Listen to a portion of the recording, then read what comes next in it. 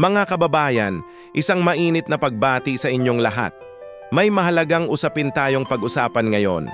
Kamakailan lang, direktang tinukoy ni Senador Chis Escudero si Speaker Martin Romualdez bilang utak sa kontrobersyal na flood control anomaly.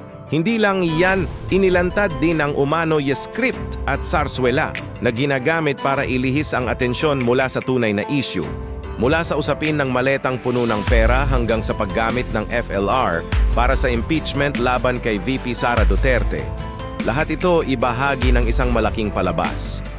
Bilang mamamayang Pilipino, dapat nating tandaan, hindi ito panahon para sa drama o walang katapusang paninisi.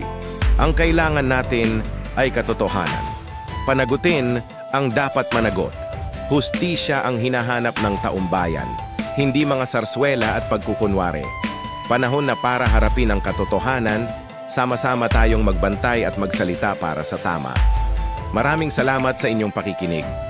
Huwag kalimutang mag-subscribe at i-share ang video na ito para sa mas marami pang updates. Magkita tayo muli sa susunod.